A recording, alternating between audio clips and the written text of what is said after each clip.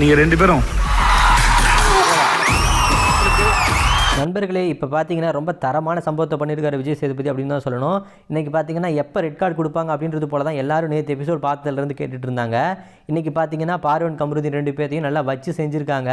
கமருதீன் உங்களை நிறைய தடவை வார்ன் பண்ணியாச்சு. உங்கள் அக்கா வந்து நீங்கள் பண்ணதை பார்த்தா சந்தோஷப்படுவாங்களா? பார்வதி உங்களோட அம்மா வந்து உங்களை வந்து பாராட்டு விழாவே நடத்துவாங்க, வீட்டுக்கு போங்க.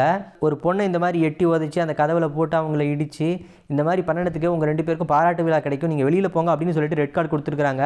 அங்கே இருக்கிற ஆடியன்ஸ் எல்லாம் விசில் அடித்து கைத்தட்டி கூச்சல் போட்டு எங்கேயோ நியூ இயர் செலிப்ரேஷன் அங்கே நடத்துகிறாங்களா அப்படின்ற அளவுக்கு நம்மளையே ஆச்சரியப்படுற அளவுக்கு நம்மளை விட அங்கே கத்திட்டு இருக்கிறாங்க. இன்னொரு பக்கம் பார்த்தீங்கன்னா அரோரா சுபிக்ஷா 2 பேரும் பயங்கரமாக பூரிப்பாட உட்காந்துட்டு இருக்கிறாங்க. இன்னொன்று பார்த்தீங்கன்னா ரெட் கார்டு வாங்கினாங்க அப்படின்னா அந்த ஷோவில் அவங்களுக்கு இது வரைக்கும் இருந்ததுக்கான சம்பளமே கிடைக்காதாமா.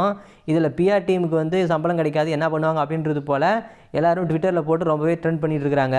இவங்க 2 பேர் பண்ணின காரியத்துக்கு கண்டிப்பாக வேணும் தான் இந்த விஜய் பார்வதியை வந்து நம்பி கமருதீன் போனதுக்கு ஒன்னால் நான் கேட்டேன் என்னால் நீ கேட்டேன் அப்படின்ற மாதிரி கமருதீனோட லைஃப்பையும் சேர்த்து அழிச்சிட்டா இந்த பார்வதி.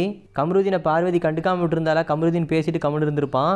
அதை விட்டுட்டு இவன் இன்னும் பேச ஏற்றி விட்டு அதுக்கப்புறமா டோரை ஓப்பன் பண்ணி வெளியில் தள்ளுற ஐடியாவை கொடுத்ததே பார்வதி தான். இவன் எங்கேயாச்சும் ஒரு மைக்கை தூக்கிட்டு யூடியூப் சேனலில் நான் பேட்டி எடுக்கிறேன் பாரு அப்படின்னு சொல்லிட்டு ஆபாசமாக பேசி எப்படியாவது பொழைச்சிக்குவா.